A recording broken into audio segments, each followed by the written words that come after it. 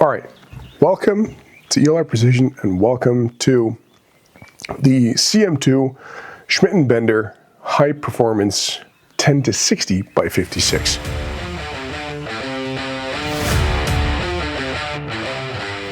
Now, excuse my eyes and my posture because I am getting the sun straight in my face. I could move, but then I'd mess up my setup.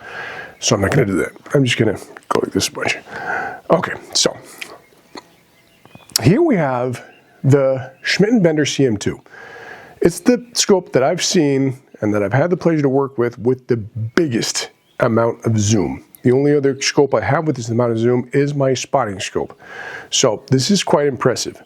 Now, you of course get a 56mm bell, you get a 34mm tube, you get enlarged oversized turrets that click in 1/8 of an MOA. Windage turrets also enlarged that also click in 1/8 of an MOA.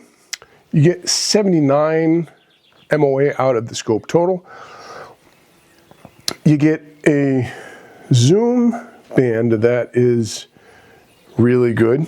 You get an eye relief that is also taking the zoom into consideration, also quite good. At bottom power, it's really easy to find the eye box. It's really easy to find the eye relief, and it's really easy to keep track of where it is. Getting into the 60 power, it gets a little bit more difficult to find the eye relief and also hold on to it. But again, that makes sense because it is 60 power. Another thing that is about 60 power is that as soon as it moves just a little bit, it judders around a bunch. So whenever somebody's walking, and right here we're on a tower made out of containers, we like to be elevated when shooting long range because we can see further. Makes sense. The farther up you go, the further you can see. Now, if anybody walks around you or on the container or underneath you or around or wherever, you can see it in the scope. You can see it in all scopes, but you can see it especially when at 60 power. Take that back to 30 power, and it's not as bad. But that's not really what we're talking about with the CM2. The CM2 is one of the best scopes I've seen for magnification. Now, glass is also really impressive on the Schmidt Bender CM2. The parallax is easy to find. It's really nice to work with because the glass is so clear that when you do find your parallax, edges and corners and edges around the circles that are the corners around the targets really become very, very super crisp and super clear. So you're not in doubt what number, for example. We always number our targets when we go out so that we can keep track of which target is where. For example, the 11 is at, I think it's 971 meters, something like that. They're set up to mimic, or the targets are set up to mimic the King of 2 mile ranges and the King of 1 mile ranges, or the Prince of 1 mile. So they're at off distances. So to be able to keep track of what's where, they're numbered out there. And with the Schmidt Bender CM2 10 to 60 by 56, you're not at all a second in doubt which target is where. Now, I'd love to pan this around, but I don't have a scope cam that will fit around here. I have the Tacticam, but this is simply too big for the Tacticam to fit over it. I think I will start filming more with the Tacticam because then I can move the scope around and you guys can see what I'm talking about when zooming in, zooming out, and using the parallax for example, 150 through 1600 meters. So I think I'll start doing that more. Maybe I need to get a scope cam or trigger cam. What are they called? I don't remember. Never mind. Working with the CM2, I've been working with this now for a couple of months. Actually, more like half a year I've had this thing now. And it hasn't missed a beat. I would easily score the turrets a big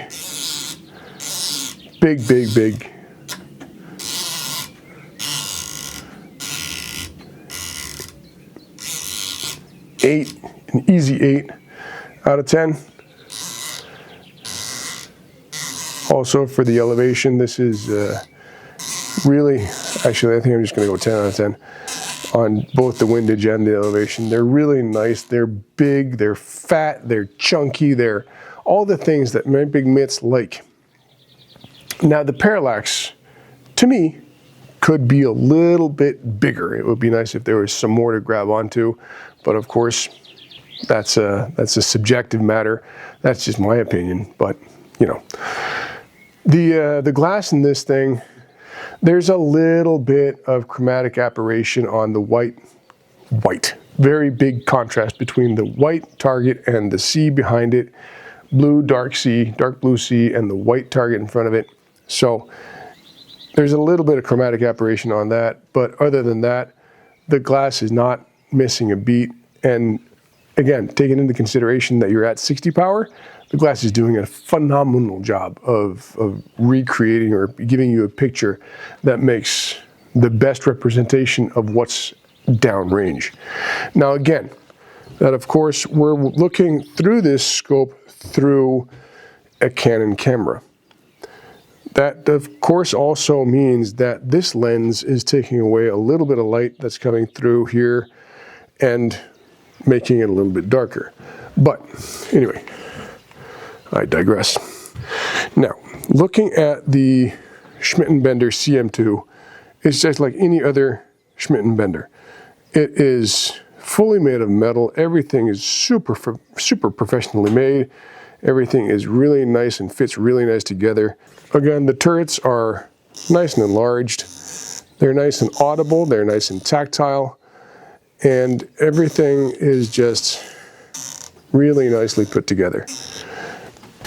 Going over to the the windage, everything also super tactile, super nice to work with. Nice and big, chunky turrets. I like that a lot. Now I messed up my setup because I needed to film this. Let's see if I can find that again. Uh-oh. Are we good?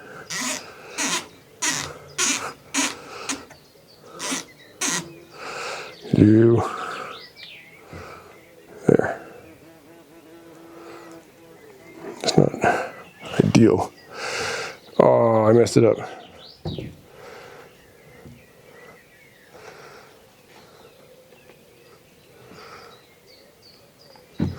I touched the scope. We should never touch the scope when filming.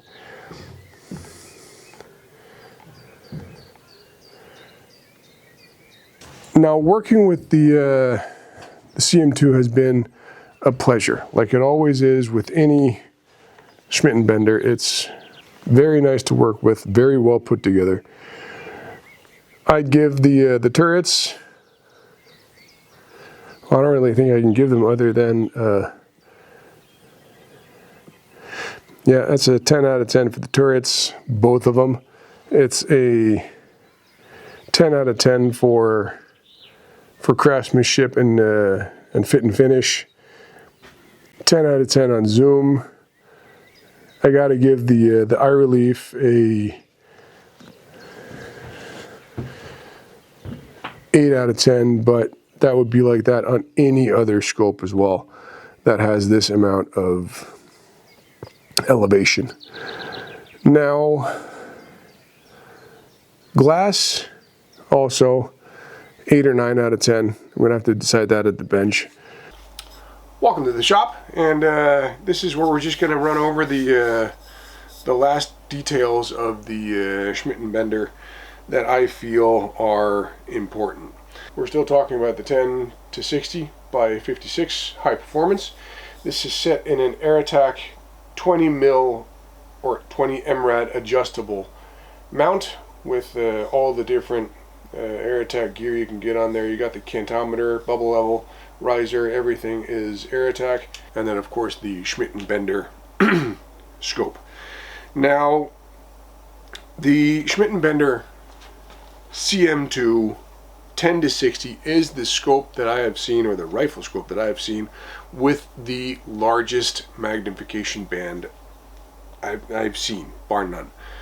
It is a scope that in all categories just feels and performs at a top level. But it also costs at a top level. But taking into consideration what you get, I mean, as we've covered before, this sport is insanely expensive. And so is the gear that you use to get to 2 mile and beyond. But with the turrets on the Schmidt Bender, this is an easy 10 out of 10. We've covered that in the video or on the shooting range as well. Fit and finish is also an easy 10 out of 10. Eye relief is the only one I have a little bit of a gripe about, but as I also mentioned at the range, when you are zoomed in at 60 power, which we also discussed at the range, that's where the eye relief is really hard to find and really hard to hold on to. Not so hard that it's not still going to get an 8 out of 10. If you come back to 10 power, then the eye relief is a lot easier to find. It's a lot easier to hold on to all the way up through actually 30. And then when we get to about 40 power and up to 60 power, that's where everything gets a little more touchy. It's super impressive the way that the Schmidt Bender 10 to 60 has this 10 to 60 power range. This is not an illuminated scope. It is an F-class scope, and that's also why it is MOA. Usually I would run MRAD on anything, but when you have an 1/8 of an MOA adjustments on a scope like this, the adjustment possibilities for moving your target impact point there is nigh on impossible to get it smaller than this. This is so fine, the adjustments in these turrets, that I haven't seen anything other than this that have that small increments of how much you move your impact point. On the whole, I am super impressed with the Schmidt Bender 10 to 60 by 56 CM2 high performance. I'm almost lost for words, but then again, I'm not quite lost for words because it wouldn't make sense to make a movie about it or a film about it. So, glass in this thing, 10 out of 10. Build, 10 out of 10. Turrets, 10 out of 10. Parallax, 10 out of 10. Eye relief, 8 out of 10.